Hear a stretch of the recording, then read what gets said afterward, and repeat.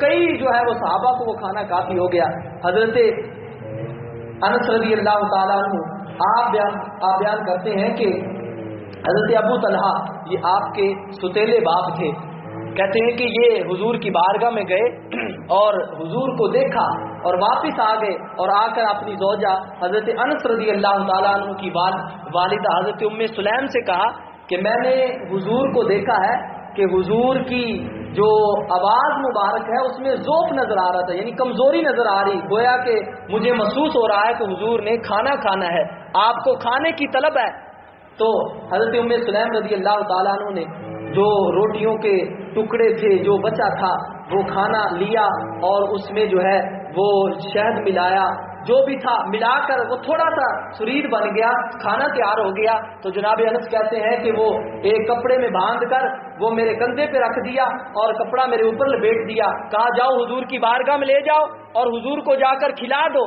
حضرت انس فرماتے ہیں کہ جب میں حضور کی بارگاہ میں گیا اور جا کر میں نے حضور سے عرض نہیں کیا کہ میں کھانا لے کر آیا ہوں، تو میرے آقا کریم علیہ السلام نے دیکھتے ہی پوچھ لیا، فرمایا تجھے ابو طلحہ نے بھیجا ہے؟ عرض کی جی یا رسول اللہ۔ فرمایا کھانا دے کر بھیجا ہے؟ عرض کی جی آقا کھانا دے کر بھیجا ہے۔ تو میرے آقا کے پاس صحابہ بیٹھے ہوئے تھے، حضور نے فرمایا سبھی اٹھو اور میرے ساتھ چلو، ابو طلحہ کے گھر جا کے آج کھانا کھائیں گے۔ تو جب یہ حضرت انس نے سنا، کہتے میں جلدی سے گیا اور حضور ساتھ ہیں، میں اپنے والد کو جا کر بتایا ابو طلحہ کو کہ حضور ہمارے گھر میں تشریف لا رہے ہیں۔ تو حضرت ابو طلحہ جس وقت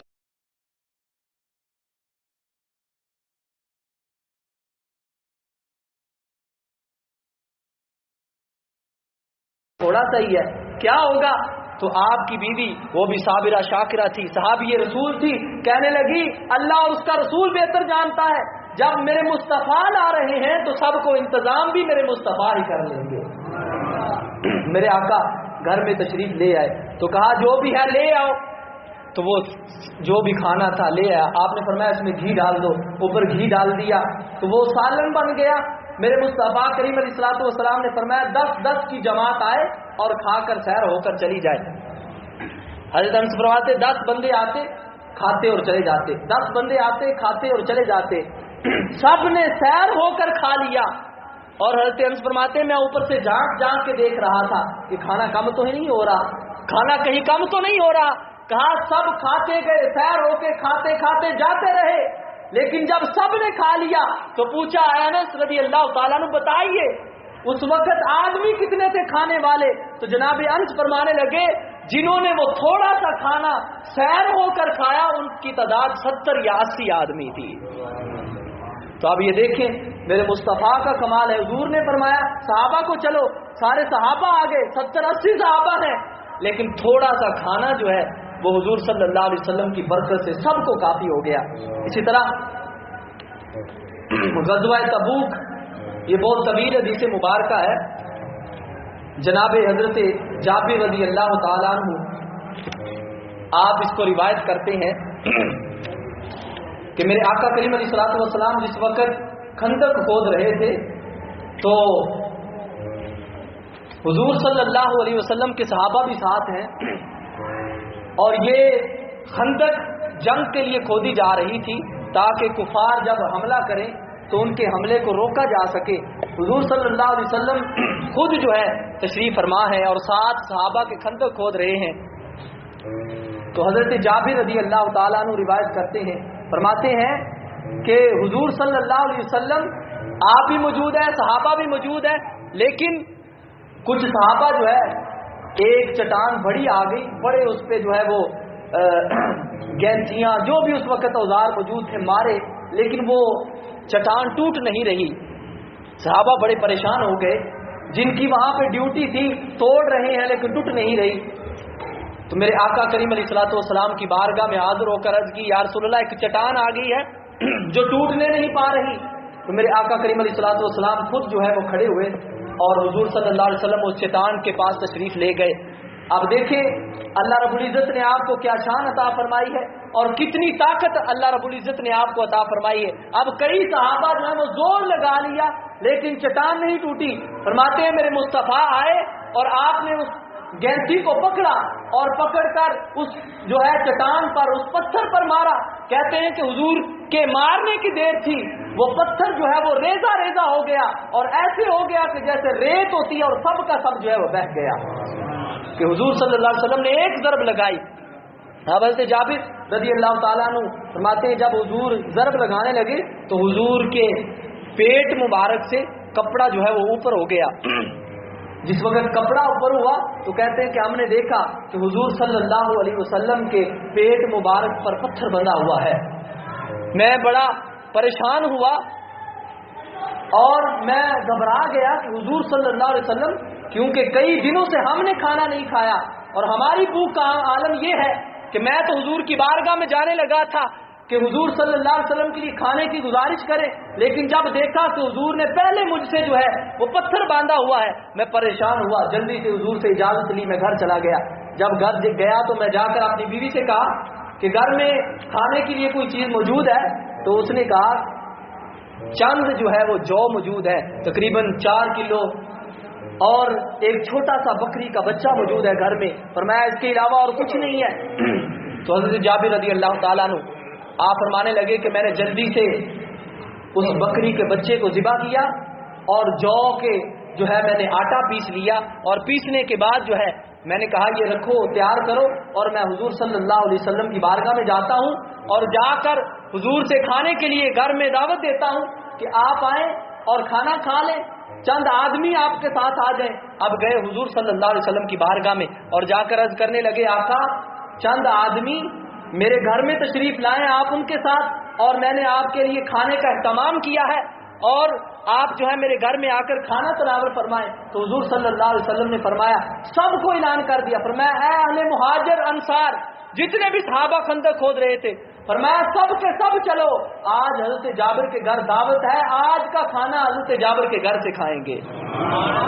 कहा जब ये हुजूर ने फरमाया तो मैं परेशान हो गया कि मैंने तो कहा था हुजूर चंद अफराद आपके साथ हों और मेरे घर में तशरीफ ले आए और आकर खाना खा ले, लेकिन ये क्या माजरा हुआ कि मुस्तफ़ा करीम अलैहिस्सलातु वस्सलाम ने सारे सहाबा को कह दिया। मैं इसी परेशानी में घर में आ गया और आकर अपनी बीवी से कहा कि मैंने हुजूर को चंद अफराद का कहा था, हुजूर ने सारे सहाबा को बुला लिया है, सारे सहाबा आ रहे हैं। तो बीवी कहने लगी परेशान होने की क्या बात है, जब रसूलुल्लाह ने सबको दावत दी है तो खाना भी सबको रसूलुल्लाह ही खिला देंगे, तू परेशान क्यों होता है, अल्लाह जाने और उसका रसूल जाने। तो हुजूर सल्लल्लाहु अलैहि वसल्लम ने फरमाया जाबिर जाकर अपने घर में जब मैं चला जाऊं आटा गूंद के रख लेना, रोटियां नहीं पकानी, और सालन जो है हंडिया जो है उसको चूल्हे के ऊपर रख देना, नीचे नहीं उतारना, जब मैं आऊंगा तो रोटियां पकानी शुरू करनी है। फरमाते मेरे आका करीम तशरीफ ले आए, सारे सहाबा भी आ गए। तो जब सहाबा भी आ गए, सब जो है तशरीफ फरमा है, सहाबा बैठ गए, मेरे आका भी तशरीफ फरमा, हुजूर ने फरमाया आटा लेकर आओ। तो जब आटा लाया गया तो हुजूर सल्लल्लाहु अलैहि वसल्लम ने क्या किया, आपने बरकत डाल दी उसमें। क्या बरकत थी, हज़रत जाबिर कहने लगे कि मेरे आका ने अपने मुंह मुबारक से लुआब निकाला और आटे में डाल दिया। जब आटे में डाला तो हुजूर ने फरमाया चलो ये औरतों को हुक्म दो खाना रोटी पकानी शुरू कर दें, और हुजूर सल्लल्लाहु अलैहि वसल्लम ने लुआब निकाला और हंडिया में भी डाल दिया। जो हांडी पक रही थी, गोश्त एक बकरी का छोटा बच्चा पक रहा था, आपने लुआब डाल के निकाल के उसमें भी डाल दिया। अब बुखारी शरीफ की हदीस है, इमाम मुस्लिम ने भी इसको रिवायत किया है और इमाम बहकी ने भी इसको भी रिवायत किया है। इसी तरह बहुत ज्यादा मुहद्दिसीन ने इस हदीस मुबारका को रिवायत किया है। अब हुजूर का लुआब मुबारक जो है वो उस हंडी में भी आ गया, उस आटे में भी आ गया। अब रोटियां पकनी शुरू हो गई। हुजूर सल्लल्लाहु अलैहि वसल्लम आपने फरमाया खाना लाते जाओ, सबके सामने वो बर्तन में सालन डाल के रखा जा रहा है, रोटियां पक रही हैं, सबके सामने रखी जा रही हैं, सारे सहाबा खा रहे हैं और खाते खाते सैर होकर जा भी रहे हैं। सारे सहाबा जितने भी मेरे मुस्तफा के साथ आए थे सब ने वो खाना सैर होकर खा लिया। तो हजरत जाबिर फरमाते हैं सब ने खाना खा लिया, लेकिन हांडी में जितना सालन मौजूद था, कसम है रब्बे जुल जलाल की, उतना ही था। जब हमने हंडिया से वो बर्तन उठाया, ہم نے دیکھا سارے صحابہ نے کھا لیا ہے لیکن سالن میں ذرا بھی کمی نہیں آئی. ہم نے جتنا آٹا گوندا تھا اتنا آٹا موجود ہے, سارے صحابہ نے کھانا بھی کھا لیا. جناب سیدنا جابر سے پوچھا, اے جابر بتائیے اس وقت آدمیوں کی تعداد کتنی تھی, افراد کتنے تھے کہ جنہوں نے ایک چھوٹا بکری کا بچہ اور 4 کلو جو کے آٹے سے روٹیاں کھائی, ان کی تعداد کتنی تھی؟ تو جناب حضرت جابر فرمانے لگے اس وقت جنہوں نے یہ چھوٹا سا بچہ بکری کا کھایا اور چند جو ہے جو سے جن کا آٹا بنایا گیا جنہوں نے سیر ہو کر کھایا, فرمایا ان سارے صحابہ کی تعداد 1400 تھی کہ 1400 ان صحابہ کی تعداد تھی. لیکن یہ لعاب مبارک کی برکت تھی, مصطفیٰ صلی اللہ علیہ وسلم کے لعاب مبارک کی برکت تھی کہ وہ تھوڑا سا آٹا جو ہے وہ 1400 آدمی کے لیے کافی ہو گیا, اور تھوڑا سا سالن جو ہے انڈی جو ہے وہ اتنے زیادہ افراد کے لیے کافی ہو گیا.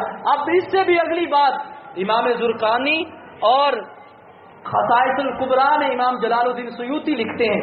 آپ فرماتے ہیں کہ حضرت جابر فرماتے ہیں جب حضور کھانا کھلا رہے تھے صحابہ کو تو حضور نے فرمایا کہ ایسا کرنا ہے, یہ جو ہڈیاں ہیں ان کو توڑنا نہیں, اور سارے صحابی کھانا کھا رہے ہیں, ہڈیاں بچ گئی, حضور نے فرمایا سب ہڈیوں کو جمع کیا جائے. تو جب ساری ہڈیاں جمع کر لی گئی تو کہا حضور کی بارگاہ میں وہ رکھ دی گئی. میرے مصطفیٰ نے اپنا دستے مبارک اوپر رکھا اور کم باذن اللہ پڑا. حضرت جابر فرماتے ہیں جب میرے مصطفیٰ نے وہ ہڈیاں جو صحابہ نے گوشت کھایا تھا وہ ہڈیاں سامنے رکھ کے کم باذن اللہ کہا, حضرت جابر فرماتے ہیں بکری کا بچہ کان ہلاتا ہوا دوبارہ زندہ ہو گیا.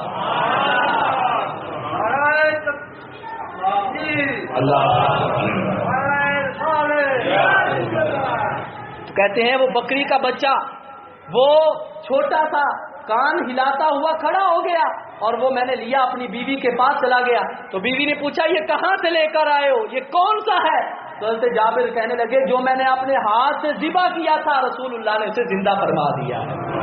تو یہ برکت ہے مصطفیٰ صلی اللہ علیہ وسلم کی کہ اگر آپ وہ تھوڑا سا سالن ہو, اگر تھوڑا سا حلوہ مبارک ہو, اس کے لیے برکت کی دعا کر دیں, اس میں اگر لعاب دہن ڈال دیں تو مصطفیٰ کریم صلی اللہ علیہ وسلم کے منہ مبارک سے نکلنے والے لعاب میں رب نے اتنی برکت رکھی ہے, اتنا کمال رکھا ہے کہ کسی بھی چیز میں اتنا کمال نہیں ہے. اگر وہ میں نے جیسے پچھلے جمعے بیان کیا تھا کہ اگر وہی لعاب مبارک جو ہے کٹے ہوئے بازو پہ لگ جاتا ہے تو وہ مرہم کا بھی کام کر جاتا ہے, وہ پٹی کا بھی کام کر جاتا ہے, اور وہ درد کو بھی دور کر دیتا ہے. اور وہی لعاب مبارک نکلی ہوئی آنکھ میں لگ جاتا ہے, آنکھ سے درد بھی دور ہو جاتی ہے, آنکھ کا نور جو ہے وہ بھی واپس آ جاتا ہے. وہی لعاب